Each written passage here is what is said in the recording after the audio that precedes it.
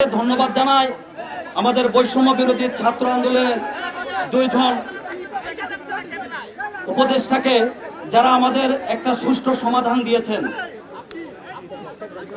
আমি আশা করি আমাদের এই সুষ্ঠু সমাধানে দ্বিধা বা মতামত থাকবে না।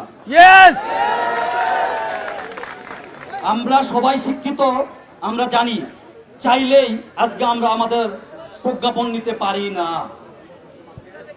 আমরা চাইলেই কিন্তু প্রজ্ঞাপন নিতে পারি না। আপনারা জানেন কিনা, আজকে চাইলেই তারা প্রজ্ঞাপন দেওয়ার ক্ষমতা রাখে না। এটা একটা প্রসেস আছে, সেই প্রসেসের মাধ্যমেই হবে।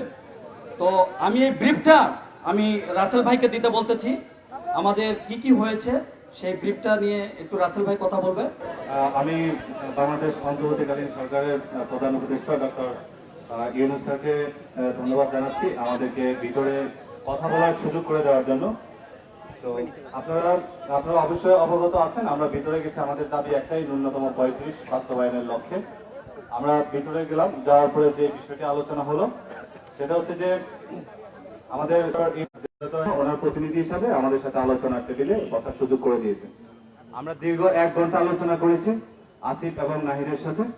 তো সে আলোচনা যে বিষয়টা আমাদের কাছে গ্রহণযোগ্য মনে হলো, আমরা সেই বিষয়টা এখন আপনাদের সামনে উপস্থাপন করব।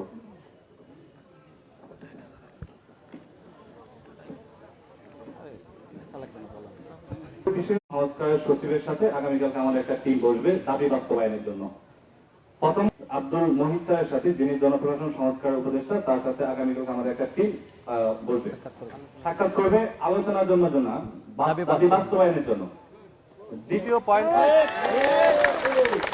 দ্বিতীয় বিষয় হচ্ছে সেটা হলো আমরা কালকে যে কার্যকরী আলোচনাটা করব দাবি বাস্তবায়নের জন্য, সেটারই একটা প্রতিবেদন 7 দিনের মধ্যে প্রকাশ করা হবে। এবং তিনি যুক্তি করেছেন ইভেন আমাদের দায়িত্বটি, আমাদের দাবিটি খুব দ্রুত সময়ের মধ্যে বাস্তবায়ন হবে। আগামীকালকে আমাদের বসার জন্য আহ্বান জানিয়েছেন এবং আমাদেরকে এতটুকু নিশ্চিত করেছেন, জনপ্রশাসন সংস্কারের প্রথম যে দায়িত্বটি হবে আগামীকালকে আমাদের ন্যূনতম 35 দাবি, এই বিষয়টি সুরাহা করা। তো আগামীকালকে আমরা বসবো, আমাদের যে দাবি, আপনাদের দাবি, সবার দাবি, তো একটাই দাবি, ন্যূনতম 35 শর্ত সাপেক্ষে উন্মুক্ত। এই বিষয়টি নিয়ে আগামীকালকে আমরা সবাই আপনাদের পক্ষ থেকে আমাদের একটা প্রতিনিধি টিম, আপনারা যাদেরকে সিলেক্ট করে দেবেন, তারাই আমরা ডক্টর আব্দুল মহিদ স্যারের সাথে আগামীকালকে বলবো দাবি বাস্তবায়নের জন্য। একটা বিষয় আবার ক্লিয়ার করছি, আলোচনার জন্য না, আমরা আলোচনা অনেক করেছি, বাস্তবায়নের জন্য আমরা আগামীকালকে বলবো। ধন্যবাদ জানাচ্ছি আমার সহযোদ্ধাদেরকে, ধন্যবাদ জানাচ্ছি নিরাপত্তার দায়িত্বে যারা আছেন প্রশাসনিক ভাবে, ধন্যবাদ জানাচ্ছি সাংবাদিক। এখন আজকের কর্মসূচি দ্বিতীয় যে বিষয়টি আমাদের যেহেতু আন্দোলন সকাল থেকে চলমান, আরো বিষয় আছে, আরেকটু ক্লিয়ার হবে। আমাদের যারা এখানে অসুস্থতা আছেন, তো দ্বিতীয় বিষয় হচ্ছে সেটা হলো যে আমরা যারা এখানে অবস্থান করছি, আমাদের যারা অবস্থান করছেন আন্দোলনরত, তাদের বিষয়ে আমাদের একটা সিদ্ধান্ত আছে, সেই সিদ্ধান্তটা আমাদের সাদ ভাই জানাবেন। ওকে সাদ ভাই।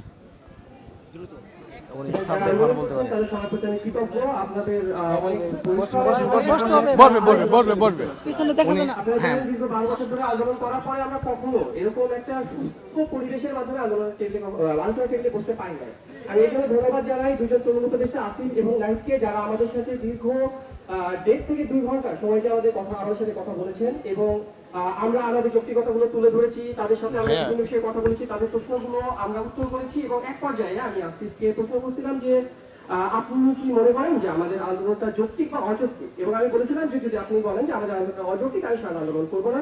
আসিফ আমাদের আন্দোলনটা যৌক্তিক বা অযৌক্তিক সম্পর্কে কোনো মতামত দেয় নাই, তার মানে আমি ধরে নিচ্ছি তিনি আমাদের আন্দোলনটাকে অযৌক্তিক ভাবছেন না। তো এখন এই পরিস্থিতিতে যে রাসেল ভাই সবকিছু আপনাদেরকে বলে দিয়েছে, এখন কালকে আমাদের আব্দুল মহিদ চৌধুরী স্যারের সাথে যেহেতু একটা আলোচনার একটা ব্যবস্থা হয়েছে এবং সেখানে আমরা আরো জোর যাতে দাবি জানাতে পারি, এবং যেহেতু উনি জনপ্রশাসন সংস্কার কমিটির প্রধান, তাহলে তার সিদ্ধান্তটা কিন্তু অনেক বেশি গুরুত্বপূর্ণ। কারণ হচ্ছে ডক্টর মোহাম্মদ ইউনূস হচ্ছে জনপ্রশাসন মন্ত্রণালয়ের প্রধান, তারপরে এখন বর্তমানে বলতে গেলে তারা দ্বিতীয় প্রধান আব্দুল মহিদ চৌধুরী। তাহলে যেহেতু কালকে আব্দুল মুহিত চৌধুরীর সাথে আমাদের আলোচনা হবে এবং এটা তারা আমাদেরকে নিশ্চয়তা দিয়েছে, সেই প্রেক্ষিতে আপাতত আমরা যমুনার সামনে থেকে সবাই উঠে যাব।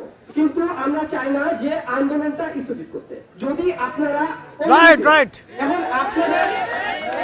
আপনাদের সারার উপর ডিপেন্ড করবে যে আমরা কি আন্দোলন করব, কিন্তু প্রশাসন যমুনার সামনে এভাবে যখন পর্যন্ত প্রজ্ঞাপন না হবে আন্দোলন থাকবে। সেই কারণে আমরা আমাদের স্থান চেঞ্জ করব। আমরা পরবর্তী আমাদের আন্দোলন স্থান শাহবাগ প্রজন্ম চত্বর জাদুঘরের সামনে আমরা সবাই এবার অবস্থান করব। আপনারা কেউ শান্তিপূর্ণ অবস্থান, আপনারা কেউ যদি দাবি বাস্তবায়ন চান আমাদেরকে সহযোগিতা করবেন এবং সেখানে আপনারা সবাই অবস্থান করবেন। আমি আশা করি দাবি বাস্তবায়নের স্বার্থে আপনারা সবাই আমাদেরকে সহযোগিতা করবেন। ধন্যবাদ। ওকে।